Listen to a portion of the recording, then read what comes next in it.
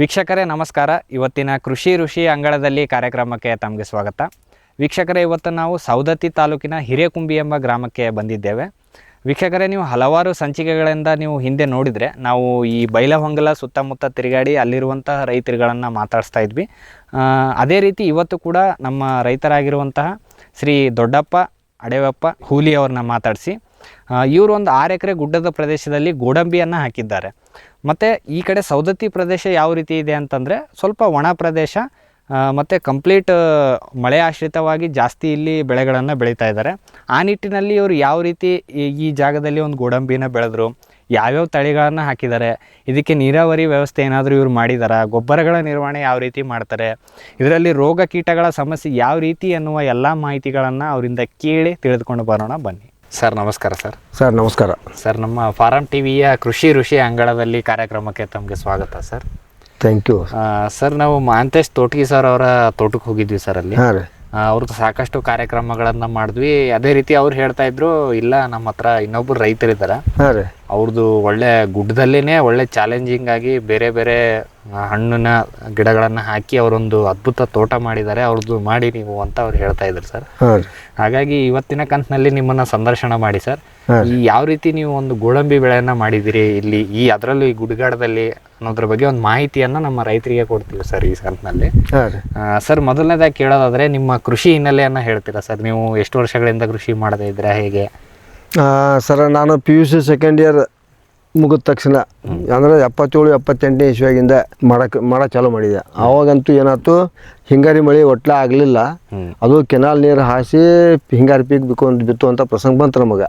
ಅಂದರೆ ಈಗ ನಾವು ಸದ್ಯಕ್ಕೆ ನಿಂತಿರುವಂಥ ಭಾಗ ಎಂಥದ್ದು ಸರ್? ಯಾಕಂದರೆ ನಾವು ಬೈಲಹೊಂಗಲ ತಾಲೂಕಲ್ಲಿ ಸುತ್ತಮುತ್ತ ತಿರುಗಾಡಿದ್ವಿ ಸರ್. ಅಲ್ಲಿ ಒಂಥರ ಅರೆ ಮಲೆನಾಡು ಥರನೇ ಇತ್ತು ಸರ್. ಅಲ್ಲಿ ನಮಗೆ ಒಂದು 8 ದಿನ ಬಿಸಿಲೇ ನೋಡಲಿಲ್ಲ ಸರ್ ನಾವು ಕರೆಕ್ಟ್. ನಮ್ದು ಬಯಲು ಪ್ರದೇಶ ಇದೆ, ಈ ಸವದತ್ತಿ ಪೂರ್ತಿ ಈ ಕಡೆ ಬಯಲು ಸೀಮೆನೇ ಇದೆ. ಇದರ ಮಳೆ ಆಗ್ಬೋದು, ಇಲ್ಲ ಹೇಳಕ್ಬೋದಲ್ಲ. ಯಾಕಂದ್ರೆ ಸರಿಯಾಗಿ ಮಳೆಗಾಲ ಆಯ್ತು ಅಂತಂದ್ರೆ ನಮ್ಮಷ್ಟು ಪೀಕು ಯಾರು ತಗೊಳ್ಳೋದಿಲ್ಲ, ಸರಿಯಾಗಿ ಮಳೆ ಆಗಲಿಲ್ಲ ಅಂತಂದ್ರೆ ಏನೂ ಇಲ್ಲ ಈ ಟೈಪ್ ಐತ್ರಿ ಅದು. ಇಂಥ ಪ್ರದೇಶದಲ್ಲಿ ನೀವು ಇದ್ದೀರಾ ಸರ್? ಹಾಂ ರೀ. ಇಲ್ಲಿ ಮೊದಲು ನೀರಾವರಿ ಇತ್ತಾ ಇಲ್ವಾ, ಹೇಗೆ? ಮೊದಲೇ ನೀರಾವರಿ ಇದ್ದಿರ್ಕಿಲ್ಲ, ಮೊದಲಿಗೆ ನೀರಾವರಿ ಇದ್ದಿರ್ಕಿಲ್ಲ. ಯಾರು ಬೋರು ಬಾವಿ ಯಾವ ಪೀಕು ಇದನ್ನು ಮಾಡಿರ್ಲಿಕ್ಕಿಲ್ಲ.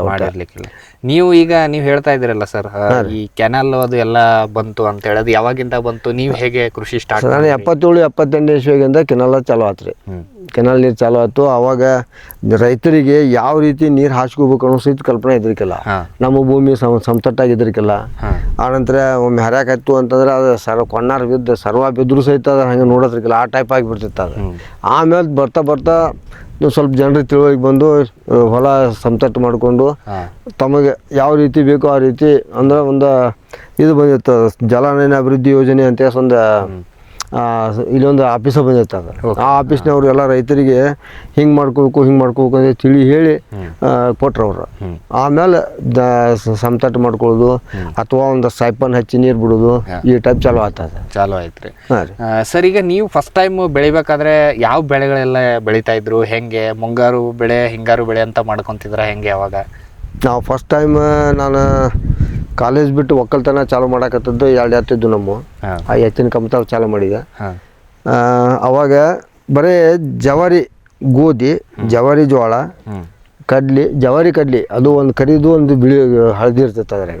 ಈಗ ಈ ಟೈಪ್ ಹಳದಿ ಕಲರ್ ಇರ್ತೈತಿಲ್ಲ, ಅವಾಗ ಒಂದು ಕರಿದು ಒಂದು ಹಳದಿ ಜವಾರಿ ಅಂದ್ರೆ ಅಂತ. ಮೊದ್ಲಿಕ್ಕೆಲ್ಲ ಈ ಅಕಡಿ ಕಾಳು, ಹುಳ್ಳಿ, ಮಡಿಕೆ ಇವೆಲ್ಲ ಇರ್ತಿದ್ವು. ಅದ್ರ ಮೇಲೆ ನಮ್ಮ ದಿನನಿತ್ಯದ ಊಟ ವಸತಿ ಚಾಲು ಹಾಕಿರ್ತಾರೆ. ಅಂದ್ರೆ ಮುಂಗಾರು ಬೆಳೆಗೆ ಇದನ್ನ ಬೆಳಿತಾ ಇದ್ರ ಸರ್? ಹಿಂಗಾರು ಬೆಳೆಗೆ ಯಾವ ಬೆಳೆ? ಹಿಂಗಾರು ಬೆಳೆಗೆ ಜವಾರಿ ಗೋಧಿ ಮತ್ತು ಮಾಲ್ದಂಡಿ ಜೋಳ, ಆಮೇಲೆ ಅವಾಗ ಕುಸುಬಿ, ಗೋಧಿ ಒಳಗನ ಕುಸುಬಿ ಅಕಡಿ ಹಾಕ್ತಿತ್ತು. ಆ ಕುಸುಬಿ ಎಣ್ಣೆ ಇಲ್ಲೇ ನಾವು ತಯಾರು ಮಾಡಿ ತೆಗಿಸ್ಕೊಂಡನ ಅದನ್ನ ಊಟ ಮಾಡ್ತಿದ್ದೆವು. ಈಗಿನ ಎಣ್ಣೆ ಮಾರಕ್ಕೆ ತೊಗೊಂಬರ್ಸಕ್ಕಿಲ್ಲ. ಆಮೇಲೆ ಕಡ್ಲಿ, ಜೋಳ, ಗೋಧಿ, ಅಂತರ ಹತ್ತಿ ಲಕ್ಷ್ಮಿ ಹತ್ತಿ, ಈ ಹೈಬ್ರಿಡ್ ಅಲ್ಲ.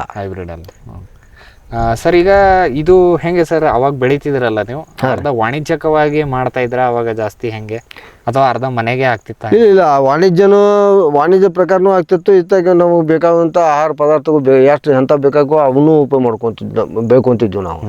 ಅಂದರೆ ಈಗ ಮನೆಗೆ ಜವಾರಿ ಗೋಧಿ, ಜವಾರಿ ಜೋಳ, ಕಡ್ಲೆ, ಹೆಸರು ಸ್ವಲ್ಪ ಎಷ್ಟು ಬೇಕಾಯ್ತು. ಅಂದರೆ ಅವಾಗ ಹೆಸರು ಈ ಟೈಪ್ನೂ ಅಲ್ಲ, ಅದು ಹೆಸರು ಜವಾರಿನೇ ಇತ್ತು. ಕಾಳು ಸ್ವಲ್ಪ ದೊಡ್ಡದಿತ್ತು ಅದು. ಅಂದರೆ ಕಲರ್ ಈ ಟೈಪ್ ಅಲ್ಲ. ಅಂಥವು ಹೆಚ್ಚು ಸ್ವಲ್ಪ ಮನೆಗೆ ಎಷ್ಟು ಬೇಕಾಗ ಅಷ್ಟು ಬೆಳ್ಕೊಂಡು ಉಳ್ಕಿದ್ದ ಕಮರ್ಷಿಯಲ್ ಮಾಡ್ಕೊತಿದ್ವಿ. ಸರ್ ಅವಾಗೆಲ್ಲ ತೋಟಗಾರಿಕೆ ಇತ್ತ ಈ ಭಾಗದಲ್ಲಿ? ಸ್ಪೆಷಲಿ ಸೌದತ್ತಿ ಸ್ಪೆಷಲಿ ತೋಟಗಾರಿಕೆ ತೋಟ ಅಂದರೆ ಹೆಂಗೆ ಅಂತ ಗೊತ್ತೇ ಇರಲಿಲ್ಲ. ಈ ಹಾರ್ಟಿಕಲ್ಚರ್ ಕ್ರಾಪ್ಸ್ ಯಾವ ಇದ್ದಿದ್ದಿಲ್ಲ. ಇದು ಯಾವಾಗ ಶುರು ಆಯಿತು ಸರ್ ಈ ಭಾಗದಲ್ಲಿ, ಸೌದತ್ತಿ ಭಾಗದಲ್ಲಿ? ನೀವೇ ಮೊದಲು ಮಾಡಿದ್ದ ಅಥವಾ ಬೇರೆ? ಇಲ್ಲ ನನಗಿಂತ ಬೇರೆ ರೈತರು ಮಾಡಿರ್ಬೋದು, ಅದು ನನಗೆ ಹೆಚ್ಚು ಗೊತ್ತಿಲ್ಲ. ನಾನು ಆ್ಯಕ್ಚುಲಿ ತೋಟಗಾರಿಕೆ ಮಾಡಕತ್ತದ್ದು ಚಾಲು ಮಾಡಿದ್ದಂದ್ರೆ 2007-8ನೇ ಇಸ್ವಿಯಾಗ. ಅಂದ್ರೆ ಅವಾಗ ಬಾಳಿ ಹಚ್ಚಿದೆ, ಕಬ್ಬು ಹಚ್ಚಿದೆ, ಇವೆಲ್ಲ ಚಾಲು ಆಗ್ತದೆ. ಇಲ್ಲಿ ಕಬ್ಬು 2002-3ನೇ ಇಸ್ವಿಯಾಗ, ನಂತರ ಈ ಬಾಳಿ ಹಚ್ಚಿದ್ದು ನಾನು 2007ರಾಗ. ಅದು ನೀವೇ ಹಚ್ಚಿದ್ದು? ನಾನು ಹಚ್ಚಿದ್ದೆ. ಓಕೆ. ಇಲ್ಲಿ ಸುತ್ತಮುತ್ತ ಅವಾಗಿತ್ತ ಸರ್ ಅವಾಗ? ಸುತ್ತಮುತ್ತ ಯಾರು ಬಾಳಿ ಹಚ್ಚಿರ್ಕಿಲ್ಲ ಇಲ್ಲಿ. ಹಚ್ಚಿರ್ಲಿಕ್ಕಿಲ್ಲ. ಇವಾಗ ಸದ್ಯದ ಪರಿಸ್ಥಿತಿ ಯಾವ ರೀತಿ ಇದೆ ಸರ್? ಇಲ್ಲಿ ತೋಟಗಾರಿಕೆ ಭಾಳ ಹೆಚ್ಚುವರಿ ಮಹತ್ವ ಪಡಿತಾ ಇದೆ ಹೆಂಗೆ? ತೋಟಗಾರಿಕೆ ಮಹತ್ವ ಪಡಿಬೇಕಂತಂದ್ರೆ ಇನ್ನೊಂದು ಏನೈತ್ರಿ, ನಾವು ಏನು ಬೆಳಿತೀವಲ್ಲ ಅದಕ್ಕೆ ಮಾರ್ಕೆಟ್ ನಮಗೆ ನಿಯರ್ ಇರ್ಬೇಕು. ಅಂದರೆ ನಾವು ಬೆಳೆದಕ್ಕೆ ಒಂಥರ ಒಂದು ಇದು ಆಕೈತಿ. ಇಲ್ಲ ಅಥವಾ ಮೌಲ್ಯವರ್ಧನೆ ಮಾಡ್ಕೊಂಡ್ರೆ ನಮಗಿದು ಪ್ರಾಫಿಟ್ ಅನಿಸ್ತದೆ. ಸರ್ ಈಗಂತೂ ನೀವು ಗೋಡಂಬಿ ಬೆಳೆದಿದ್ದೀರ ಸರ್ ಈಗ? ಹಾಂ ರೀ. ಈಗ ನೀವು ಮೊದಲು ಸಾಂಪ್ರದಾಯಿಕ ಕೃಷಿ ಮಾಡೋದಕ್ಕೂ ಈ ಗೋಡಂಬಿ ಮಾಡೋದಕ್ಕೂ ನಿಮ್ಗೆ ಏನು ವ್ಯತ್ಯಾಸ ಅನ್ಸುತ್ತೆ ಸರ್? ವ್ಯತ್ಯಾಸ ಅದ ರೀ. ಇದು ಒಮ್ಮೆ ಪೀಕ್ ಹಾಕಿದ್ವಿ ಅಂತಂದ್ರೆ ಹಗಲೆಲ್ಲ ಕೆಲಸ ಮಾಡಿಸ್ಕೊಳ್ಳೋದಿಲ್ಲ. ಅಂದ್ರೆ ಬಹುವಾರ್ಷಿಕ ಬೆಳೆ ಇದೆ.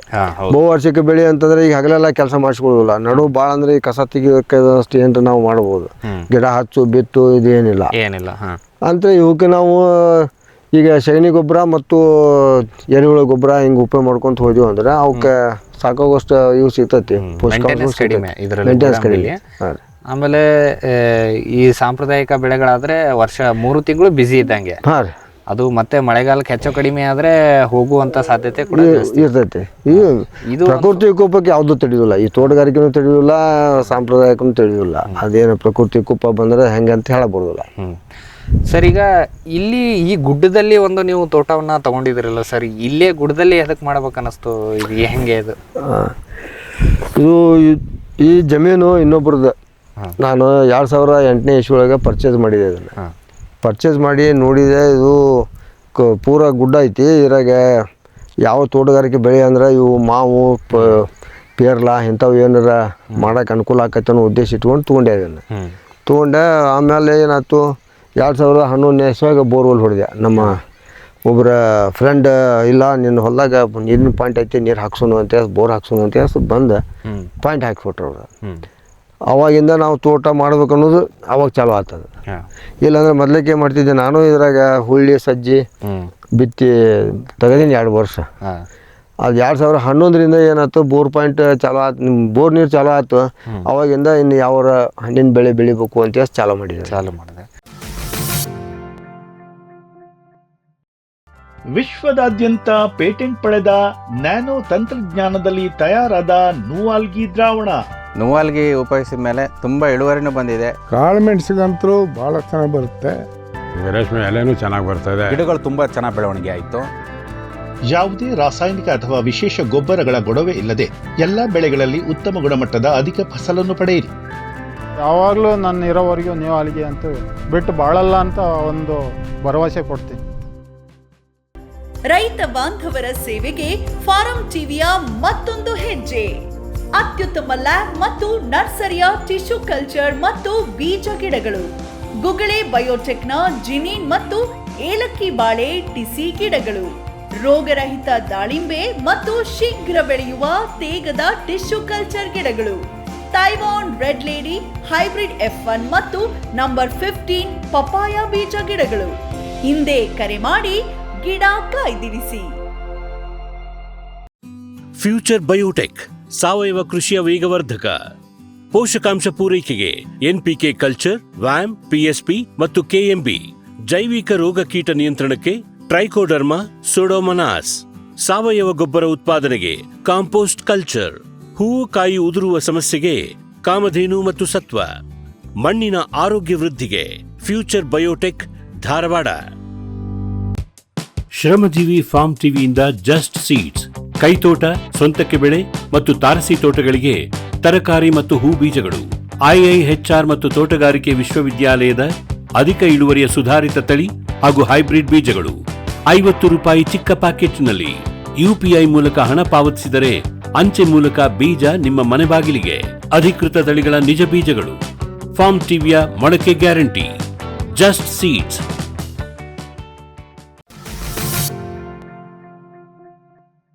ಇದು ಗೋಡಂಬಿನೇ ಬೆಳಿಬೇಕು ಅಂತ ಹೆಂಗ ಐಡಿಯಾ ಬಂತು? ಗೋಡಂಬಿ ಬೆಳಿಬೇಕಂತ ಯಾವ ತಲೆ ಐಡಿಯಾನು ಇದ್ರಿಕಿಲ್ಲ, ಏನೂ ಇಲ್ಲ. ಎಲ್ಲ ಅಚಾನಕ್ ನಾನು ನರ್ಸರಿ ಒಳಗೆ ಇವು ಪೇರು ಮತ್ತು ಮಾವು ತೊಗೊಂಬರಕ್ಕೆ ಹೋದಾಗ ಅವರು ಕೆಲವೊಂದಷ್ಟು ಗೋಡಂಬಿ ಗಿಡಗಳು ಅದಾವು, ಅವನ್ನ ಹಚ್ಚಿ ನೋಡ್ರಿ ನಿಮ್ಮ ಏರಿಯಾದಾಗ ಬಂದ್ರೆ ಮತ್ತೆ ಹಚ್ಚು ಅಂತೀರಿ ಅಂತ ಅವ್ರಾಗೇನ ಪ್ರೆಸರ್ಲೆ ಕೊಟ್ಟದ. ಅವನ್ನ ತೊಗೊಂಬಂದು ಹಚ್ಚಿದೆ ನಾನು. ಹಚ್ಚಿದೆ, ಅವು ಚಲೋ ಬೆಳಕತ್ತಿದ್ದು. ಹಿಂಗಾಗಿ ನಮಗೇನಾಗೈತಿ, ಈಗ ನಮ್ಮಲ್ಲಿ ಪೇರುಲ್ಲ ಬೆಳಿವತ್ತು, ಅದನ್ನ ತೆಗೆದ ಇನ್ನು ಗೋಡಂಬಿನ ಮಾಡ್ಬೇಕು ಅನ್ನೋ ವಿಚಾರ ಬರತ್ತ. ಇಂಥ ಒಂದು ಗುಡ್ಡಗಾಡ ಪ್ರದೇಶ, ಒಣ ಪ್ರದೇಶಕ್ಕೆ ಗೋಡಂಬಿ ಬಹಳ ಸೂಕ್ತ ಆಯ್ತು ನಿಮ್ಗೆ. ಹಾಂ ರೀ, ಎಲ್ಲಿ ನಿಮ್ಗೆ ಏನೂ ತೊಂದರೆ ಕೊಡ್ಲಿಲ್ಲ, ಏನು ತೊಂದರೆ ಕೊಟ್ಟಿಲ್ಲ, ಅದಾಗೆ ಬೆಳೀತಾ ಹೋಯ್ತು. ಸರ್ ಈಗ ಅವ್ರು ಹೇಳಿದ್ರಂತ ತಂದು ಹಾಕ್ದಿರಿ ಸರ್, ನಿಮ್ಮ ಈ ಭಾಗದಲ್ಲಿ ಗೋಡಂಬಿ ಇದೆಯಾ ಇಲ್ಲಾದ್ರೂ ಸುತ್ತಮುತ್ತ? ಇಲ್ರಿ, ಎಲ್ಲೂ ಇಲ್ಲ, ನೀವೇ ಫಸ್ಟ್ ಟೈಮ್ ಈಗ ಬೆಳೆದಿರೋದು.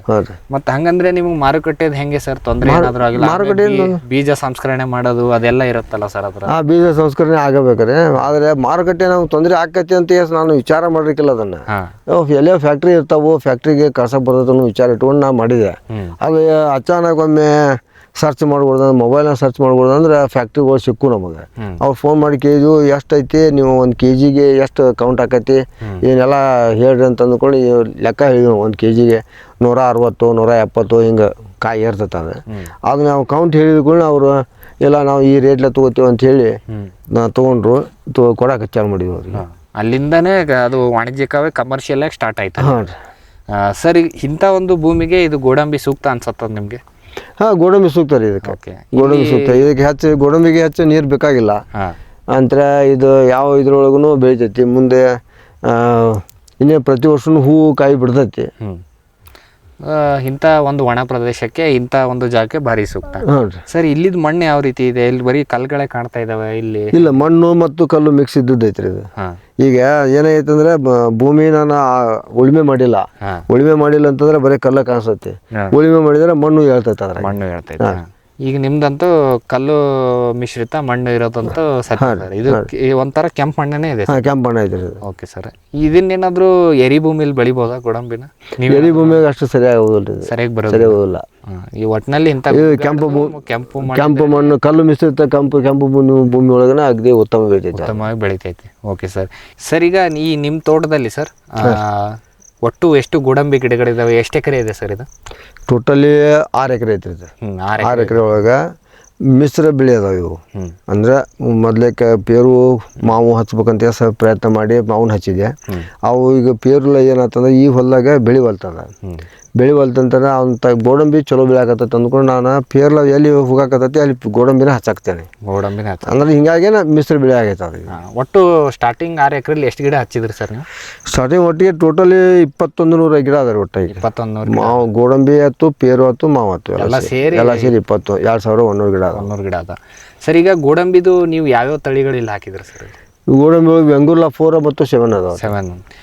ಈ 2 ತಳಿಗಳಲ್ಲಿ ನಿಮ್ಗೆ ಯಾವ್ದು ಬೆಸ್ಟ್ ಅನ್ಸುತ್ತೆ ಸರ್? ಮತ್ತೆ ಯಾವುದು ಅಂತ ಹೆಂಗೆ ಹೇಳಕ್ ಬರ್ತೈತಿ? ಏನಾಗೈತೆ ಅಂದ್ರೆ ಈಗ ಈ ಬೆಂಗೂರ್ಲ 4 ಕಾಯಿ ಸಾಂದ್ ಆಕೈತಿ, ಇಳುವರಿ ಜಾಸ್ತಿ ಐತಿ. ಬೆಂಗೂರ್ಲ 7 ಕಾಯಿ ದೊಡ್ಡದೈತಿ, ಇಳುವರಿ ಕಡಿಮೆ ಐತಿ. ಅಂದ್ರೆ ತೂಕ ಮಾಡಿದಾಗ ಆಲ್ಮೋಸ್ಟ್ ಒಂದೇ ಲೆಕ್ಕಕ್ಕೆ ಬರ್ತಾವ ಹೆಂಗೆ ಸರ್? ಇಲ್ಲ. ಬೆಂಗೂರ್ಲ 4 ಸ್ವಲ್ಪ ಕಡಿಮೆ ಆಗ್ತೈತಿ. ಅದು 6 ಗ್ರಾಮ ಅದು ಬರ್ತೈತಿ. ಬೆಂಗೂರ್ಲ 7 ಏನೈತಿ 7 ಗ್ರಾಮ 8 ಗ್ರಾಮ ಬರ್ತೈತಿ. ಅಂದ್ರೆ ಒಂದು ಗಿಡ ಅಂತ ತಗೊಂಡಾಗ ಸರ್ ನಾವು ಅದ್ರದ್ದೆಲ್ಲ ತೂಕ ಮಾಡೋದಕ್ಕೂ ಮತ್ತೆ V4 ತೂಕ ಮಾಡೋದಕ್ಕೂ ಅದು ಹೆಂಗೆ ಅನ್ಸುತ್ತೆ? V4 ಜಾಸ್ತಿ ಆಕೈತಿ. ಅಂದ್ರೆ ಇಳುವರಿ ಒಳಗೆ ಜಾಸ್ತಿ ಸೈಜ್ V7 ಜಾಸ್ತಿ ಐತಿ, ಬಟ್ V4 ಇಳುವರಿ ಜಾಸ್ತಿ ಐತಿ. ಓವರ್ ಆಲ್ ಆಗಿ ಒಂದು ಗಿಡದಲ್ಲಿ V4 ಇಳುವರಿ ಜಾಸ್ತಿ ಆಕೈತಿ. Okay sir.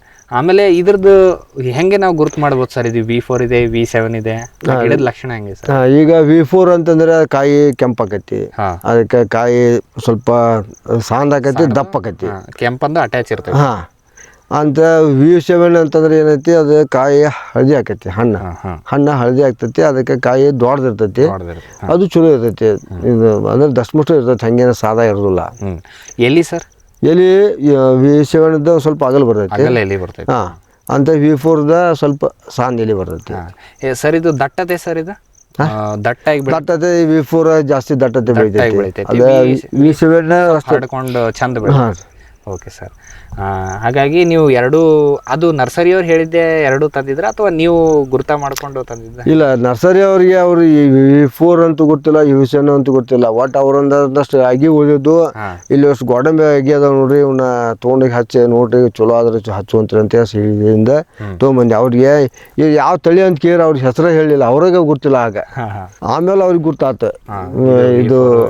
ಹಾ ಅದಾದ್ಮೇಲೆ ಸರ್ ಇದಕ್ಕೆ ಈ ಒಂದು ಗುಡ್ಡಗಾಡು ಪ್ರದೇಶದಲ್ಲಿ ಭೂಮಿ ಸಿದ್ಧತೆ ಯಾವ ರೀತಿ ಮಾಡ್ಕೊಂಡ್ರಿ ಸರ್ ಇದು ನಾಟಿ ಮಾಡ್ಲಿಕ್ಕೆ? ಭೂಮಿ ಸಿದ್ಧತೆ ಅಂತಂದ್ರೆ ನಾವು ಏನು ಮಾಡಿದ್ವಿ ಅಂದ್ರೆ, ಮೊದ್ಲೇಕ 3 ಫುಟು ಉದ್ದ ಆಗಲ, 2 ಫುಟ್ ತಗ್ಗ ಹಿಂಗೆ ತೆಗೆದು ಅದ್ರೊಳಗೆ ಮೊದ್ಲೇಕ ಸಗಣಿ ಗೊಬ್ಬರ, ಆನಂತರ ಸ್ವಲ್ಪ ತಪ್ಪಲದು ಹಾಕಿ ಮುಚ್ಚಿದ್ವಿ ಒಂದು ಸ್ವಲ್ಪ ದಿವಸ. ಮುಚ್ಚಿ ಆಮೇಲೆ ಅದನ್ನಾಗಿ ನಾಟಿ ಮಾಡಿದ್ವಿ. ಅಷ್ಟೇ. ಅದಾದ್ಮೇಲೆ ಮತ್ತೆ ಗೊಬ್ಬರ ಗೊಬ್ಬರ ಪ್ರತಿ ವರ್ಷ ಗೊಬ್ಬರ ಕೊಟ್ಕೊಂತ ಹೋಗ್ತೀವಿ. Okay sir. ಇದಕ್ಕೆ ನೀರಾವರಿ ವ್ಯವಸ್ಥೆ ಏನು? ನೀರಾವರಿ ವ್ಯವಸ್ಥೆ ಬೋರ್ವೆಲ್ ಐತಿ, ಅಂದ್ರೆ ಎಲ್ಲಕ್ಕೂ ಹನಿ ನೀರಾವರಿ ಮಾಡಿವಿ ನಾವು. ಓಕೆ, ಎಲ್ಲದಕ್ಕೂ ಡ್ರಿಪ್ ಲೈನ್ ಹಾಕೊಂಡ್ರಿ. ಸರ್ ಇದು ಕಡಿಮೆ ನೀರು ಬೇಡತ್ತಲ್ಲ ಸರ್, ಇದಕ್ಕೆ ಏನಕ್ಕೆ ಡ್ರಿಪ್ ಮಾಡ್ಕೊಂಡ್ರಿ ಅಂತ ಸರ್? ನಾವು ನೀರಿಗೆ ಭಾಳ ಏನು ಕೊಡೋದಿಲ್ಲ ಅವಕ್ಕೆ. ಈಗ ಹೈ ನೀರು ಹಾಸಿದ್ರೆ ಹೆಚ್ಚಾಕತ್ತೋ ಕಮ್ಮಿ ಆಕತ್ತೋ ಗೊತ್ತಿಲ್ಲ. ಇದು ಡ್ರಿಪ್ಪರ್ ಏನಾಗೈತೆ ಅಂದ್ರೆ, ಒಂದು ದಿವಸಕ್ಕೆ 1 ತಾಸಿಗೆ ಒಂದು ಡ್ರಿಪ್ಪರ್ 4 ಲೀಟರ್ ನೀರು ಕೊಡ್ತೈತಿ. 2 ಡ್ರಿಪ್ಪರ್ ಅದಾವ ಒಂದು ಗಿಡಕ್ಕೆ, ಅಂದ್ರೆ 8 ಲೀಟರ್ ನೀರು ಆತ. ಸಾಧಾರಣ 4 ತಾಸು ಬಿಟ್ಟು ಅಂತ 32 ಲೀಟರ್ ಒಂದು ಗಿಡಕ್ಕೆ ನೀರು ಹೋಗ್ತೈತೆ ನಮ್ಮ ಲೆಕ್ಕ ಐತೆ ಅದೀಗ. ಅಂದ್ರೆ ಇದು ನಿಮ್ಗೆ ಯಾವಾಗ ಅವಶ್ಯಕತೆ ಬೀಳತ್ತೆ ಸರ್ ಈ ಡ್ರಿಪ್? ಹೆಚ್ಚು ಅವಶ್ಯಕತೆ ಅಂತಂದ್ರೆ ಬೇಸಿಗೆ ಒಳಗೆ. ಈ ಮಳೆಗಾಲದೊಳಗೆ ನೀರು ಹೆಚ್ಚು ಕೊಡುವ ಅವಶ್ಯಕತೆ ಬರುದಿಲ್ಲ. ಅಂದ್ರೆ ಚಳಿಗಾಲದಾಗನ ಸ್ವಲ್ಪ ಚಾಲು ಆಕತಿ, ಬೇಸಿಗೆ ಮಾತ್ರ ಭಾಳ ನೀರು ಬೇಕಾಕತಿ. ಬೇಸಿಗೆ ನೀರು ಬೇಕು ಸರ್. ಈಗ ರೀಸೆಂಟ್ ಆಗಿ ಬಿಸಿಲು ಜಾಸ್ತಿ ಇತ್ತು ಸರ್ ಈ ವರ್ಷದಲ್ಲಿ. ನಿಮ್ ಗಿಡಗಳಿಗೆ, ನಿಮ್ ತೋಟದಲ್ಲಿ ಗೋಡಂಬಿಲಿ ಏನಾದ್ರು ತೊಂದರೆ ಆಗೈತ್ರಿ? ತೊಂದರೆ ಏನಾಗೈತೆ ಅಂತಂದ್ರೆ, ಈ ವರ್ಷ ಸರಿಯಾಗಿ ಹೆಚ್ಚು ಮಳೆ ಆಗ್ಲಾರ್ದಕ್ಕೆ, ಹೆಚ್ಚು ಬಿಸಿಲು ಇದ್ದಿದ್ದಕ್ಕೆ ಕೆಲವೊಂದು ಗಿಡಗಳು ಹೂನ ಬಿಟ್ಟಿಲ್ಲ ಮಗ. ಕೆಲವೊಂದು ಗಿಡಗಳು ಹೂನ ಬಿಟ್ಟಿಲ್ಲ. ಮುಂದೆ ಒಂದಷ್ಟು ಗಿಡಗಳು ಏನ್ ಮಾಡ್ಯಾವ, ಈ ಭಾಗ ನೀ ಹೂ ಬಿಡುದು, ಈ ಭಾಗ ಇಲ್ಲ. ಒಂದೇ ಗಿಡದಾಗನೇ ಅರ್ಧ ಭಾಗ ಒಂದ್ ಕಡೆ ನೆರಳು ಯಾಕಡೆ ಬೀಳ್ತದೆ ಆ ಕಡೆ ಕರೆಕ್ಟ್ ಆಗಿ ಹೂ ಬಿಡುದು, ಬಿಸಿಲು ಜಾಸ್ತಿ ಇದ್ದ ಕಡೆ ಆ ಸೈಡ್ ಹೂನ ಬಿಟ್ಟಿಲ್ಲ, ಬಿಸಿಲು ಜಾಸ್ತಿ ಬಿದ್ದ ಕಡೆ ಹೆಂಗೂ ಆಗ್ಯಾವ. ಅಂದ್ರೆ ಈಗ ಮಳೆ ಆದ್ರಿಂದ ಸ್ವಲ್ಪ ಮತ್ತೀಗ ಚಾಲು ಆಗ್ಯಾವ. ಮತ್ತೆ ಮಳೆ ಬಿದ್ದರೆ ಸ್ವಲ್ಪ ತಣ್ಣಗಾದ್ಮೇಲೆ ಹೂಗಳು ಕಾಯಿಗಳು ಇವಾಗ ನಾವು ಚಾಲು ಆಗ್ಯಾವ. Okay sir. ಇಲ್ಲಾಂದ್ರೆ ಈಗ ಸೀಸನ್ ಎಲ್ಲ ಮುಗಿದು ಪೂರ್ತಿ ಬರೀ ಗಿಡ ಅಷ್ಟೇ ಚಿಗುರ್ಬೋದು ಅಂತ ಅಷ್ಟೇ ಇದೆ. ಸರ್ ಈಗ ನೀವು ಒಂದ್ಸಲ ಕಟ್ ಮಾಡಿದ್ಮೇಲೆ ಇದಕ್ಕೆ ಚಾಟ್ನಿ, ಪ್ರೂನಿಂಗ್, ಟ್ರೈನಿಂಗ್ ಏನಾದ್ರು ಮಾಡ್ತೀರಾ ಮತ್ತೆ ಇದಕ್ಕೆ? ಚಾಟ್ನಿ ಸ್ವಲ್ಪ ಅಂದ್ರೆ ನಾವು ಈಗ ಮುಂದೆ ಅದು ಟ್ರಿಪ್ಸ್ ಇದು ಬರ್ತೈತಲ್ಲ, ಅದು ಡೇಟ್ನೊಳಗನ ಹುಳ ಮೇಯ್ಕೊಂತ ಹೋಗ್ಬಿಡ್ತೈತಿ. ಆ ಡೇಟ ಕಪ್ಪಾಕತಿ. ಆ ಕಪ್ಪ ಅದಲ್ಲಿಗೆ ಎಲ್ಲಿಗೆ ಕಪ್ಪಾಗಿರ್ತದೆ ಅಲ್ಲಿಗೆ ಹೆಚ್ಚು ಕಟ್ ಮಾಡಿ ಹೋಗುದು ಅಂದ್ರೆ ಹುಳ ಕೂಡ ಹೋಗ್ಬಿಡ್ತೈತೆ. ಅದು ಆಮೇಲೆ ಅದು ಬೆಳಿತೈತಿ, ಮತ್ತೆ ಚಿಗುರು ಹೊಡಿತೈತೆ. ಅದು ಕಪ್ಪಗಾಗಿದ್ದಷ್ಟೇ ಕಟ್ ಮಾಡ್ತೀವಿ, ತಗೋಬಿಡ್ತೇವೆ. ಬಾಕಿ ಇನ್ನೇನು ಏನ್ ಮಾಡಕ್ ಹೋಗಲ್ಲ. ಫಸ್ಟ್ 3 ವರ್ಷದಲ್ಲಿ ನೀವೇನಾದ್ರೂ ಮಾಡೋದು ಇದೆಯಾ? ಏನು ಮಾಡಲಿಲ್ಲ. ಗಿಡ ತಂತಾನೆ ಹೆಂಗ್ ಬರ್ತದೆ ಬೆಳಿಲ್ಲ, ಅವು ಹೆಂಗ್ ಬರ್ತಾವ ಹಂಗ್ ಬೆಳಿಲಿ ಅಂತ ಬಿಟ್ಬಿಟ್ಟಿವ್ರಿ. ಅಕಸ್ಮಾತ್ ಅವು ನಾವೇನು ಹುಳ ಒಳಗೆ ಮೇಯಕತ್ತಲ್ಲ, ಅವಾಗ ನಾವು ಕಟ್ ಮಾಡಿದ್ವಲ್ಲ, ಕಟ್ ಮಾಡಿದ್ರಿಂದ ಏನಾಗ್ತಂದ್ರೆ ಆ ಕಡೆ ಈ ಕಡೆ ಚಿಗುರು ಹೆಚ್ಚು ಜಾಸ್ತಿ ಹೊಡಿತದೆ. ಜಾಸ್ತಿ ಕಟ್ ಮಾಡೋದ್ರಿಂದ ಚಿಗುರು ಜಾಸ್ತಿ ಹೊಡಿತೈತಿ ಅಂತ ತಿಳ್ಕೊಂಡೇವು ನಾವು. ಆದ್ರೆ ಇದನ್ನೆಲ್ಲ ಮಾಡಕ್ಕೆ ಆಗುದಿಲ್ಲ, ಅಷ್ಟ ಇದು ಮಾಡಕ್ಕೆ ಮೇಂಟೆನೆನ್ಸ್ ಮಾಡೋದು. ಇಲ್ಲಿ ಆಳುಗಳದ್ದು ಹೆಂಗೆ ಸರ್, ಇದಕ್ಕೆ ಹೆಂಗೆ ಮೇಂಟೈನ್ ಮಾಡೋದಿದ್ರೆ? ಆಳುಗಳು ಏನು ಮೇಂಟೈನ್ ಏನಿಲ್ಲ, ಎಲ್ಲ ನಾನು ಸ್ವಂತ ಮಾಡ್ತೇನೆ. ಓಕೆ, ಇದು 6 ಎಕರೆ ಪೂರ್ತಿ ನೀವು ಮಾಡ್ತೇನೆ. ಆದರೆ ಏನು ಕಳೆ ಅಂತ ಇಂಥವು ಕಸ ತೆಗೆದು ಬರ್ತಾವಲ್ಲ, ಅವಾಗ ಆಳು ಹಚ್ಚಿ ಮಾಡಿಸ್ಕೊತೇನೆ. ಉಳ್ಕಿದ್ದ ನೀರಿನ ವ್ಯವಸ್ಥೆ ಅದೆಲ್ಲ ನಾನು ಮಾಡ್ತೇನೆ. ನೀವೇ ಮಾಡ್ತೀರಿ ಸರ್. ಇದಕ್ಕೆ ಮುಖ್ಯವಾಗಿ ಆಳುಗಳು ಬೇಕಂದ್ರೆ ಕಟಾವಿಗೆ ಒಂದೇ ಬೇಕಾಗತ್ತೆ? ಕಟಾವಿಗೆ ಒಂದೇ. ಬಾಕಿ ನೀವು ಅದು ಟ್ರೈನಿಂಗ್, ಕಟ್ ಮಾಡೋದು, ಪ್ರೂನಿಂಗ್ ಮಾಡೋದೆಲ್ಲ ನೀವೇ ಮಾಡ್ತೀರಿ. Okay sir. ಫಾರ್ಮ್ ಟಿವಿ ವೀಕ್ಷಕ ರೈತರ ಬೆಳೆ ರಕ್ಷಣೆ ಈಗ ಹಿಂದೆಂದಿಗಿಂತ ಸುಲಭ, ಸರಳ, ಸುರಕ್ಷಿತ. ಶ್ರಮಜೀವಿಯಿಂದ ಸೂಕ್ಷ್ಮ ಪೋಷಕಾಂಶ, ಸೂಕ್ಷ್ಮಾಣುಜೀವಿ ಮತ್ತು ಬೇರುವರ್ಧಕಗಳು, ಕಾಳುಮೆಣಸು ಸೊರಗು ರೋಗ ತಡೆಗೆ ಟ್ರೈಕೋಡರ್ಮಾ ಸುಡೋಮೋನಾಸ್, ಸಮೃದ್ಧ ಬೆಳವಣಿಗೆ, ರೋಗ ನಿರೋಧಕ ಶಕ್ತಿಗೆ IISR ಪೆಪ್ಪರ್ ಸ್ಪೆಷಲ್, ಕೋಕೋ ಗಿಡಗಳ ಆರೋಗ್ಯಕ್ಕೆ ಜಿಂಕ್ ಸಲ್ಫೇಟ್ ಮತ್ತು ಫೆರಸ್ ಸಲ್ಫೇಟ್, ಅಡಿಕೆ ಹಿಡಿಮುಂಡಿಗೆ ನಿರ್ವಹಣೆಗೆ ರೂಟ್ ಪವರ್, ಜಿಂಕ್ ಮತ್ತು ಬೋರಾನ್, ಖಚಿತ ಗುಣಮಟ್ಟ, ಪ್ರಾಮಾಣಿಕ ಬೆಲೆ, ನಿರಂತರ ಸಲಹಾ ಸೇವೆ. ನಮ್ಮಿಂದಲೇ ಖರೀದಿಸಿ, ನಮ್ಮ ಬದ್ಧತೆಯ ಸೇವೆಗೆ ಬೆಂಬಲ ನೀಡಿ. ಗ್ರೀನ್ ಪ್ಲಾಸ್ಟ್ ISI ಪ್ರಮಾಣೀಕೃತ ಪರಿಶುದ್ಧ HDPE ಜಿಯೋ ಮೆಂಬ್ರೇನ್ ಪಾಂಡ್ ಲೈನರ್ಗಳು ಕೃಷಿ ಹೊಂಡ, ಕೆರೆ, ಕಾಲುವೆ, ಮೀನುಕೊಳ, ಸ್ಪಿರುಲಿನಾ ಹೊಂಡಗಳಿಗೆ ಬೇಕಾದ ಆಕಾರ ಮತ್ತು ವಿಸ್ತೀರ್ಣಗಳಲ್ಲಿ ಸರ್ಕಾರದ ಸಬ್ಸಿಡಿ ಯೋಜನೆಯಡಿ ಲಭ್ಯ. 100% ಪುನರ್ಬಳಕೆ, UV ಮತ್ತು ಒಡಕು ನಿರೋಧಕ, ಪಕ್ಕಾ ಜೋಡಣೆ, 5 ವರ್ಷಗಳ ಲಿಖಿತ ವಾರಂಟಿ. ಗ್ರೀನ್ ಪ್ಲಾಸ್ಟ್. ಸಮೃದ್ಧ ಸಾವಯವ ಗೊಬ್ಬರ, MSGP ಮತ್ತು KCDC ಉತ್ಪಾದನೆ, ಫಾರ್ಮ್ ಟಿವಿಯಿಂದ ಸರಬರಾಜು. ಅತಿ ಕಡಿಮೆ ಬೆಲೆಗೆ ಅತ್ಯುತ್ತಮ ಗೊಬ್ಬರ. ಇಲ್ಲ ಭಾರಲೋಹ, ಕೃಷಿ ವಿಶ್ವವಿದ್ಯಾಲಯದಿಂದ ಪರೀಕ್ಷಿತ. ಸಾವಯವ ಇಂಗಾಲ, NPK, PH, EC ಎಲ್ಲ ನಿಗದಿತ ಮಿತಿಯಲ್ಲಿ. ಅಡಿಕೆ, ತೆಂಗು, ಬಾಳೆ, ಕಾಫಿ, ದಾಳಿಂಬೆ, ದ್ರಾಕ್ಷಿ, ಕಬ್ಬು, ಭತ್ತ, ಜೋಳ, ಹತ್ತಿ ಹೀಗೆ ಎಲ್ಲಾ ಬೆಳೆಗಳಿಗೂ ಪ್ರಶಸ್ತ. ಜೀವಂತ ಮಣ್ಣು, ಸಮೃದ್ಧ ಬೆಳೆ, ಅತ್ಯಧಿಕ ಲಾಭಕ್ಕೆ ಬಳಸಿ ಸಿಟಿ ಕಾಂಪೋಸ್ಟ್. ಸರ್, ಇದರಲ್ಲಿ ರೋಗ ಕೀಟಗಳ ಸಮಸ್ಯೆ ಯಾವ್ದು ಜಾಸ್ತಿ ಇದೆ ಸರ್? ರೋಗ ಕೀಟ ಅದೆಲ್ಲ ಈಗ ನೀವು ಇದನ್ನು ಹೇಳಿದ್ರಲ್ಲ, ಈ ಥ್ರಿಪ್ಸ್ ಬರ್ತೈತಲ್ಲ, ಟೀ ಮಸ್ಕಿಟೋ ಅದು ಒಂದ ಇದು ಹೆಚ್ಚು ಕಾಟ. ಬೇರೆ ಯಾವ ಕಾಟನೂ ಇಲ್ಲ ಅದಕ್ಕೆ. ರೋಗ ಅಂತೂ ಬರೋದಿಲ್ಲ ಇಲ್ರಿ. ಒಂದು ಟೀ ಮಸ್ಕಿಟೋ ಬಗ್ ಬರುತ್ತೆ, ಅದಕ್ಕೆ ಏನು ಮಾಡ್ಕೊಂಡಿದ್ದೀರಿ ಸರ್? ಅದಕ್ಕೆ ಒಂದೇದ್ದು ನಾವು ಮೋಹಕ ಬಲಿ ಹಾಕ್ತೇವೆ. ಆನಂತರ ಅಂಟು ಬಲಿ ಹಾಕ್ಯವು. ಅವು ಎರಡಕ್ಕೂ ಅವು ಆಗ್ಲಾರ್ದ ಉಳಿತು ಅಂತಂದ್ರೆ ಬೇವಿನ ಎಣ್ಣೆ ಸ್ಪ್ರೇ ಮಾಡ್ತೇವೆ. ಬೇವಿನ ಎಣ್ಣೆ ಬಿಟ್ಟು ಬೇರೆ ಯಾವುದು ಸ್ಪ್ರೇ ಇಲ್ಲ. ವರ್ಷಕ್ಕೆ ಎಷ್ಟು ಸಲ ಸ್ಪ್ರೇ ಮಾಡ್ತೀರಿ ಸರ್ ಇದು? 3 ಸಲ ಅಷ್ಟೇ. 3 ಸಲ ಮಾಡ್ತೀರಾ? ಅದು ಯಾವಾಗ ಹೂ ಬಿಡೋ ಟೈಮ್ನಾಗ ಅಷ್ಟೇ ಮಾಡ್ಬೇಕಾಗತ್ತೆ. ಹೂ ಬಿಡೋ ಟೈಮ್ನಾಗ ಅವಾಗನೇ ಬರೋದು ಅದು. ಅವಾಗ ಒಂದ್ಸಲ ಮಾಡ್ತೀರಾ, ಮತ್ತೆ ಇನ್ನು 2 ಸಲ ಸ್ವಲ್ಪ ಹೂ ಬಿಟ್ಟಿಂದ ಸಣ್ಣ ಕಾಯಿ ಆಗ್ತಿರ್ತೈತೆ, ಆಗ ಹೊಡಿತೀರಾ. ಅದು ಸ್ವಲ್ಪ ದೊಡ್ಡ ಸೈಜ್ ಕಾಯಿ ಬಂದಾಗ ಒಮ್ಮೆ ಅವಾಗ ಅದೇ ಅಚಾನಕ ಅದ್ರೊಳಗನ ಇವು ಇರಿವಿಯದು ತಾವಾಗೆ ಬೆಳೆದು ನಮಗೆ ಸ್ಪ್ರೇ ಮಾಡೋ ಅವಶ್ಯಕತೆ ಬರೋದಿಲ್ಲ, ಅದೇ ತಿಂದಾಕ್ಬಿಡೋದು. ಹಾಂ ರೀ. ಅಂದ್ರೆ ಈ 3 ಹಂತದಲ್ಲಿ ಟೀ ಮಸ್ಕಿಟೋ ಬಗ್ದು ಕಾಟ ಜಾಸ್ತಿ. ಈ 3 ಹಂತದಲ್ಲಿ ನಿರ್ವಹಣೆ ಮಾಡಿಬಿಟ್ರೆ ನಮ್ಮ ಬೆಳೆ ಬಂದಂಗೆ. Okay sir. ಸರ್, ಇದಕ್ಕೆ ಗೊಬ್ಬರದ ನಿರ್ವಹಣೆ ಯಾವ ರೀತಿ ಮಾಡ್ತೀವಿ? ಗೊಬ್ಬರದ ಸೆಗಣಿ ಗೊಬ್ಬರ ಮತ್ತು ಎರೆಹುಳ ಗೊಬ್ಬರ ಹಾಕ್ತೇನೆ ನಾನು. ಅಂದ್ರೆ ಸಾವಯವದಲ್ಲೇ ಸಾವಯವದೊಳಗೆ ಮಾಡ್ತೀನಿ. ಇವು ಎರಡೇ ಏನು ತೊಟ್ಟಿ ಮಾಡ್ಕೊಂಡಿದ್ರೆ ಹೆಂಗೆ? ತೊಟ್ಟಿ ಅದ ರೀ. ತೊಟ್ಟಿ ಇದೆ. ಇದು ಹೆಂಗೆ ವರ್ಷಕ್ಕೆ ಒಂದ್ಸಲ ಕೊಡ್ತೀರಾ? ಹಂಗೆ ವರ್ಷಕ್ಕೆ 2 ಸಲ ರೀ. 2 ಸಲ. ಒಂದು ಗಿಡದ ಲೆಕ್ಕಕ್ಕೆ ಕೊಡ್ತೀರಾ ಹೆಂಗೇನು ಎಕರೆ ಲೆಕ್ಕಕ್ಕೆ? ಏನು ಗಿಡ ಎಲ್ಲ ಏನಿಲ್ಲರಿ, ಲೇಬರ್ ಹಚ್ಚಿರ್ತೀವಿ, ಅವ್ರು ಒಂದು ಗಿಡಕ್ಕೆ ಒಂದೊಂದು ಬುಟ್ಟಿ ಗೊಬ್ಬರ ಹೋಗಿತಾರೆ. ಸಾಧಾರಣ ಒಂದು ಗಿಡಕ್ಕೆ ಒಂದು ಬುಟ್ಟಿ ಅಂದ್ರೆ 8ರಿಂದ 10 kg ಇರ್ತದೆ ಅದು. ಅಂತ ವರ್ಷಕ್ಕೆ 2 ಸಲ ಆಗ್ತದೆ. ವರ್ಷಕ್ಕೆ 2 ಸಲ ಕೊಡ್ತಾರೆ. 2 ಸಗಣಿ ಮತ್ತೆ ಎರೆಹುಳ ಗೊಬ್ಬರ ಬೇರೆ ಹಾಕಿರ್ತೀವಿ, ಅದ್ರ ಮೇಲೆ ಸೆಗಣಿ ಗೊಬ್ಬರ ಹಾಕ್ಬಿಟ್ಟು. ಸಗಣಿ ಗೊಬ್ಬರ ಹಾಕ್ತೀವಿ. ಅಂದ್ರೆ ಏನಾಗತ್ತೆ, ಅದ್ರೊಳಗೆ ಎರೆಹುಳ ಗೊಬ್ಬರ ಅಂತ ಇರುವಂಥವು ಸೂಕ್ಷ್ಮ ಜೀವಿಗಳು ಮತ್ತು ಸೆಗಣಿ ಗೊಬ್ಬರನು ಅವು ಇದನ್ನ ಮಾಡ್ಕೊಂಡು ಹೋಗ್ತಾವೆ ಗೊಬ್ಬರ. ಅಂದ್ರೆ ಅದ್ರದ್ದು ಆಹಾರವಾಗಿ ತಿನ್ಕೊಂಡು ಅದನ್ನು ಪುಡಿ ಮಾಡಿ ಮಾಡ್ತಾರ ಮಾಡ್ಬಿಡೋದು ಗೊಬ್ಬರ. ಸರ್, ಈಗ ನೀವು ಒಂದ್ಸಲ ನಾಟಿ ಮಾಡಿದ್ಮೇಲೆ ಸರ್ ಇದ್ರದ್ದು ಇದು ಯಾವಾಗ ಇಳುವರಿ ಸ್ಟಾರ್ಟ್ ಆಯ್ತು ಸರ್? ಇದು ಈಗ ನಾಟಿ ಮಾಡಿದ ವರ್ಷ ಚಾಲು ಆತ್ರಿ. ಆದ್ರೆ ವರ್ಷಕ್ಕೆ ಚಾಲು ಆಯ್ತು. ಯಾಕಂದ್ರೆ ಇವು ಕಸಿ ಕಟ್ಟಿದ ಗಿಡಗಳು ಅಂತ ಅಂದ್ಕೊಳ್ಳ ವರ್ಷಕ್ಕೆ ಚಾಲು ಆಯ್ತು. ಆದ್ರೆ ಗಿಡ ಬೆಳಿಲಿ ಅಂತ ನಾವ್ ಏನ್ ಮಾಡಿದ್ವಿ, ಆ 1ನೇ ವರ್ಷ ಅವಕ್ಕೆ ಹೂ ಎಲ್ಲ ಹರಿದು ತೆಗೆದ್ಬಿಟ್ಟು. 1ನೇ ವರ್ಷಕ್ಕೆ ಹೂ ತೆಗೆದು. ಇದು ಕಸಿ ಕಟ್ಟಿದ ಗಿಡ ಆದ್ರಿಂದ ಜಲ್ದಿನೇ ಬಂದ್ಬಿಡ್ತೀನಿ. ಹಾಂ ರೀ. 1ನೇ ವರ್ಷಕ್ಕೆ ಹೂ ತೆಗೆದ್ರಿ ಸರಿ, ಮತ್ತೆ ಆಮೇಲೆ 2ನೇ ವರ್ಷಕ್ಕೆ ಹೂ ಬಿಟ್ಟು, ಅದು ಗಿಡದ ಬಡ್ಡಿ ದಪ್ಪ ಆಗಿದ್ದು ನೋಡಿ ಬಿಟ್ಟು, ಯಾವ ದಪ್ಪ ಆಗಿಲ್ಲ ಅವನ್ನ ತೆಗೆದೇವು ನಾವು ಹೂ. ಅಂದ್ರೆ ವಾಣಿಜ್ಯಿಕವಾಗಿ 3ನೇ ವರ್ಷದಿಂದ ಇಳುವರಿ ಸ್ಟಾರ್ಟ್. ಫಸ್ಟಿಗೆಲ್ಲ ಹೆಂಗೆ ಬರ್ತಿತ್ತು ಸರ್ ಇಳುವರಿ? ನೀವು ಗಿಡದ ಲೆಕ್ಕಕ್ಕೆ ತೂಕ ಮಾಡ್ತಿದ್ರ ಹೆಂಗೆ? ಯಾವ ಗಿಡದ ಲೆಕ್ಕಕ್ಕೂ ಏನು ತೂಕ ಮಾಡಿಲ್ರಿ. ಒಂದು ಸಣ್ಣ ಗಿಡ ಇದ್ದದ್ದು ಕಡಿಮೆ ಇಳುವರಿ ಕೊಡ್ತಿತ್ತು, ದೊಡ್ಡ ಗಿಡ ಇದ್ದದ್ದು ಅಂದ್ರೆ ನಮ್ಗೆ ಏನದವು ಗಿಡ ಒಂದು ದೊಡ್ಡದು ಒಂದು ಸಾಂದು ಒಂದು ದೊಡ್ಡದು ಒಂದು ಸಾಂದು ನಮಗೆ ಈಗ ಪೂರ್ತಿ ಒಂದೇ ಲೆವೆಲ್ ಯಾವ ಗಿಡಗಳಿಲ್ಲ ಒಮ್ಮೆ ಹಚ್ಚಿದ ಗಿಡಗಳಿಲ್ಲ. ಈಗ ಪೇರು ಹಚ್ಚಿದ್ದೀವು, ಪೇರು ಬೆಳಿಲಿಲ್ಲಂತೆ ಸಂದುಗಳನ್ನ ಒಂದೊಂದು ಪೇರು ಹೋಗ್ತಾವೆ. ಅದ್ರ ಬಾಜುಕನ ನಾವು ಗೋಡಂಬಿ ಹಾಸ್ತೇವೆ. ಈಗ ಗೋಡಂಬಿ ಅವು ಸಣ್ಣ ಇರ್ತಾವೆ, ಈಗ ದೊಡ್ಡ ಗಿಡಗಳು ಇರ್ತಾವೆ. ಅದಕ್ಕೆ ಇದಕ್ಕೆ ಕಂಪೇರ್ ಮಾಡೋಂಗಿಲ್ಲ. ಸರ್ ಹಂಗಂದ್ರೆ ನೀವು ಯಾವ ಸ್ಪೇಸಿಂಗ್ ಅಲ್ಲಿ ಇದು ಮಾಡಿದ್ದು ಸರ್, ಇದು ನಾಟಿ ಮಾಡಿದ್ದು ಏನ್ ಡಿಸ್ಟೆನ್ಸ್ ಇದೆ ಒಂದು ಗಿಡದಿಂದ ಒಂದು ಗಿಡಕ್ಕೆ 12.5 ಫೂಟ್ ಡಿಸ್ಟೆನ್ಸ್ ಐತೆ. 12.5 ಅಷ್ಟೇ ಕೊಟ್ಟಿದ್ದಾರೆ. ಹಾಂ ರೀ. ಅಂದ್ರೆ ಮೊದಲು 25 ಫೂಟ್ ಇತ್ತ ಹೆಂಗೆ? ಮೊದ್ಲಿಗೆ 25 ಫೂಟ್ ಕೊಟ್ಟಿದ್ದೆ. 25 ಫೂಟ್ ಕೊಟ್ಟಿದ್ದೆ. ಆಮೇಲೆ ಏನು ಅನ್ಸೋದು ಸ್ವಲ್ಪ ದೂರ ಅನ್ಸಾಕತ್ತು. ಮತ್ತು ಆಮೇಲೆ ನಾವು ಚಂದನದಾಗ ರೈತರದೊಂದು ಇದು ಇರ್ತದೆ ಕಾರ್ಯಕ್ರಮ, ಅನ್ನದಾತ ಅಂತೇಳಿ. ಆ ಅನ್ನದಾತ ಕಾರ್ಯಕ್ರಮ ನೋಡುವ ಹೊತ್ನಾಗ ಹುಕ್ಕೇರಿ ತಾಲೂಕಿನ ಒಬ್ಬರು ರೈತಂದ ಇದನ್ನು ತೋರಿಸಿರ ಅವ್ರು 10 ಫೂಟ ಮತ್ತು 5 ಫೂಟ ಡಿಸ್ಟೆನ್ಸ್ ಇಟ್ಟು ಪೇರ್ಲು ಹಚ್ಚಿದ್ದಾವ.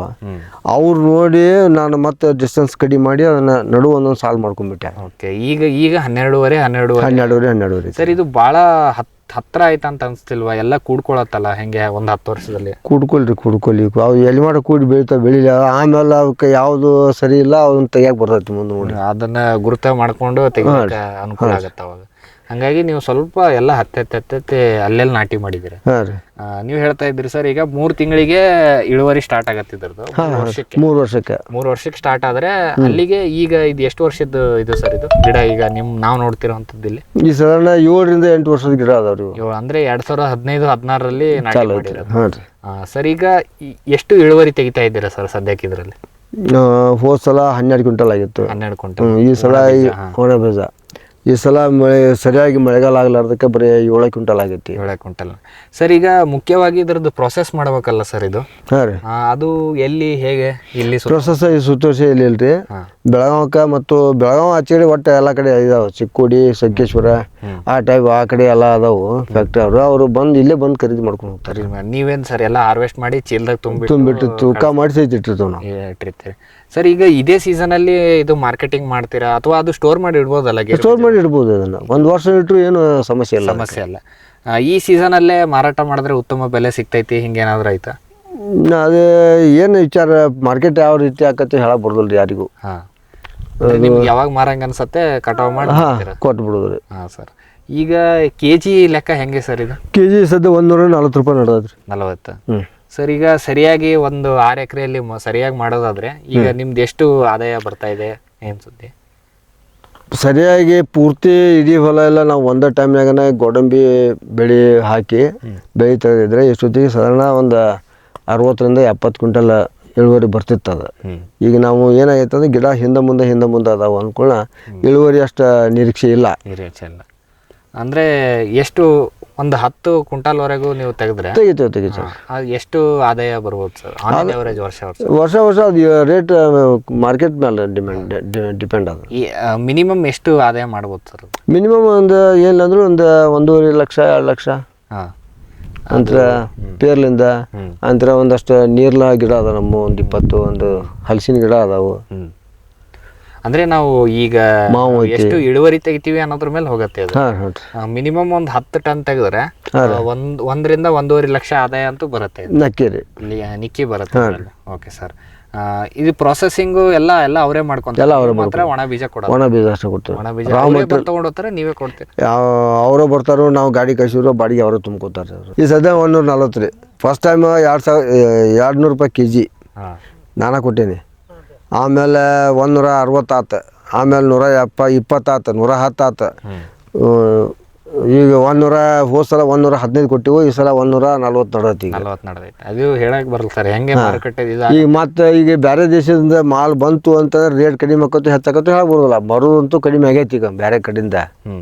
ಅದಕ್ಕೆ ರೇಟ್ ಜಂಪ್ ಆಗೈತಿ. ಈಗ ಮೊನ್ನೆ 110 ರೂಪಾಯಿ ಇರ್ತದ. ಹಂಗೆ ಸ್ವಲ್ಪ ಹೇಳಕ್ ಬರೋದಿಲ್ಲ ಇದರಲ್ಲಿ. ಬಟ್ ಮೇಂಟೆನೆನ್ಸ್ ಬಹಳ ಕಡಿಮೆ. ಮೇಂಟೆನೆನ್ಸ್ ಕಡಿಮೆ. ಸರ್, ಈಗ ಇದರಲ್ಲಿ ಎಷ್ಟು ಖರ್ಚು ಮಾಡಿದಿರ ಸರ್? ಈಗ ಸಾಧಾರಣ ಒಂದು 30-35 ಸಾವಿರ ರೂಪಾಯಿ ಖರ್ಚು ಮಾಡಿದ್ವಿ ನಾವು. 30-35 ಸಾವಿರ ಮಾಡಿದ್ರೆ ಅಲ್ಲಿಗೆ ನಿಮಗೆ 1 ರಿಂದ 1.5 ಲಕ್ಷ ಅಂತೂ ಬರ್ತದೆ. Okay sir. ಸರ್, ನೀವು ಇಷ್ಟೊತ್ತು ನಮಗೆ ಈ ಗುಡ್ಗಾಡದಲ್ಲಿ ಯಾವ ರೀತಿ ಒಂದು ಗೋಡಂಬಿ ಬೆಳೆಯನ್ನು ಬೆಳೆದ್ರಿ ಅನ್ನೋದ್ರ ಕುರಿತು ಸಾಕಷ್ಟು ಮಾಹಿತಿಯನ್ನು ನಮ್ಮ ರೈತರಿಗೆ ನೀಡಿದ್ರಿ ಸರ್. ಹಾಗಾಗಿ ನಮ್ಮ ರೈತರ ವತಿಯಿಂದ ಹಾಗೂ ನಮ್ಮ ವಾಹಿನಿಯ ವತಿಯಿಂದ ತಮಗೆ ತುಂಬ ಹೃದಯದ ಧನ್ಯವಾದಗಳು. ಧನ್ಯವಾದಗಳು ಸರ್. ವೀಕ್ಷಕರೇ, ಇಷ್ಟೊತ್ತು ನಮಗೆ ಶ್ರೀ ದೊಡ್ಡಪ್ಪ ಅಡಿವೆಪ್ಪ ಹುಲಿಯವರು ಹೇಳ್ತಾ ಇದ್ರು, ಇಲ್ಲ ನಾನು ಈ ಗುಡ್ಡಗಾಡು ಪ್ರದೇಶನ ತಗೊಂಡು ಮೊದಲು ಇಲ್ಲಿ ಪೇರಳೆ ಮತ್ತು ಮಾವು ಮಾಡಬೇಕು ಅಂತ ಹೊರಟಿದ್ದೆ. ಅದಾದಮೇಲೆ ಸ್ವಲ್ಪ ನರ್ಸರಿಗೆ ಹೋದಾಗ ಇಲ್ಲ ಈ ಒಣ ಪ್ರದೇಶಕ್ಕೆ ಒಂದು ಸ್ವಲ್ಪ ಈ ಗೋಡಂಬಿ ಭಾಳ ಸೂಕ್ತ, ಇದನ್ನು ಬೆಳೆದು ನೋಡಿ ಅಂತ ಅಂದಾಗ ನಾನು ತಂದು ಹಚ್ಚಿದೆ. ಅದಾದಮೇಲೆ ಇದೇ ಚೆನ್ನಾಗಿ ಬೆಳ್ಕೊಂತು, ಈ ಒಣ ಪ್ರದೇಶಕ್ಕೆ ಇದೇ ಸೂಕ್ತ ಅಂತ ನನಗನ್ನಿಸ್ತು. ಹಾಗಾಗಿ ಇದನ್ನು ಇಷ್ಟೇ ಬಿಟ್ಟಿದ್ದೀನಿ. ಮತ್ತು ಎಲ್ಲೆಲ್ಲಿ ಪೇರಳ ಹೋಗಿದೆ ಅಲ್ಲೆಲ್ಲ ನಾನು ಮತ್ತೆ ಗೋಡಂಬಿ ಗಿಡಗಳನ್ನು ಹಾಕಿ ಇದು ಕಂಪ್ಲೀಟ್ ಒಂದು ಗೋಡಂಬಿ ತೋಟನೇ ಮಾಡ್ತಾ ಇದ್ದೀನಿ ಅನ್ನೋದರ ಕುರಿತು ಸಾಕಷ್ಟು ಮಾಹಿತಿಯನ್ನು ನಮಗೆ ನೀಡಿದರು. ಹಾಗಾಗಿ ಇಷ್ಟೊತ್ತು ಮಾಹಿತಿ ಕೊಟ್ಟಿದ್ದಕ್ಕೆ ಅವರಿಗೆ ಧನ್ಯವಾದಗಳನ್ನು ತಿಳಿಸುತ್ತಾ, ಹಾಗೂ ಇವರ ಸಂಪರ್ಕ ಕೊಟ್ಟಂತಹ ಶ್ರೀ ಮಾಂತೇಶ್ ತೋಟಗಿ ಸರ್ ಅವರಿಗೂ ಕೂಡ ಧನ್ಯವಾದಗಳನ್ನು ತಿಳಿಸುತ್ತಾ ಇವತ್ತಿನ ಒಂದು ಕಾರ್ಯಕ್ರಮವನ್ನು ಇಲ್ಲಿಗೆ ಮುಗಿಸ್ತಾ ಇದ್ದೀವಿ. ನಮಸ್ಕಾರಗಳು.